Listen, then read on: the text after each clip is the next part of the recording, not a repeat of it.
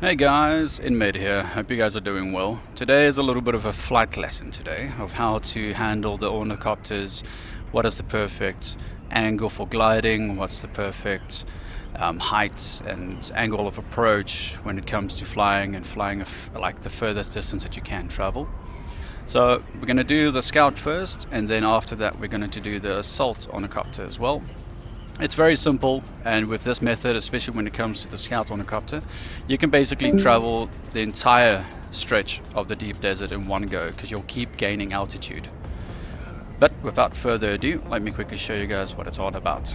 So as you can see now, we're traveling at 621 altitude and we're losing speed now. So as I turn around quickly, let's quickly gain just the normal speed that the ornithopter will travel at. So that's going to be like close to 170. And you're gonna, this horizontal line that shows you your level, you just want it to aim here, just above your wings, the second joint section of the wings itself, and you'll see we'll gain altitude.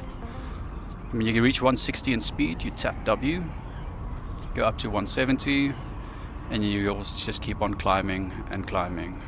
You reach 160, dive down for a second, hold your momentum again, and then you'll see you'll climb faster than what you're losing speed. So as soon as you reach 160 again, just tap the W key again, go up to 170, and with this you'll eventually reach 700-800 altitude easily. And don't worry when you see the warning of high altitude consumes more fuel or warning signs, you can just leave it. But you have to remember, as soon as you get to this, when you have the marker, and you have to hold in right click or right mouse button, because then you can still freely look around and glide, and you don't have to keep the same angle. You can look behind you if you're being chased. Keep an eye on your airspeed. 160, tap it a little bit more, go back to 170, and then you'll just keep climbing and climbing. Alright, that's it for the Scout. Let me quickly go get the Assault, and then we can repeat this. Oh yeah, before I forget as well, with the Scout Ornithopter, if you just want to glide down at a steady pace, as you can see here, you have to have the dots in line with your horizontal line, and you'll see your speed stays at 170, which is your max cruising speed basically. For this is still the Mark 5, so it's not that impressive. And then you see your altitude drops down very slowly and steadily. So when it's in line, you have that sorted. Alright guys, now we're back. Alright, so now we're going to do the Assault Ornithopter. So with this one, unfortunately, there's no way of angling it so you gain altitude and losing speed at the same time, and use the same method that we use with the Scout Ornithopter. Unfortunately, this one has just the proper guiding method. So let me show you guys what I mean with this, and just quickly before my engine's overheats here. So with this one, it's quite easy. So with the horizontal line that shows like your horizontal figure of how you're looking over the horizon, obviously you're going to go into vulture mode. So you're going to get to speed, and as soon as you get to speed, you want to use the center dot to form a diamond. So this would be the perfect shape for it. So as you can see, my airspeed is staying at a stable 152.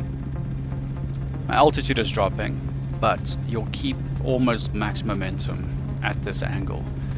And this will enable you to keep at least, even though how difficult it is with the maneuverability of this copter, to outmaneuver missiles and being attacked and stuff. This is more for getting back to base at the most efficient manner.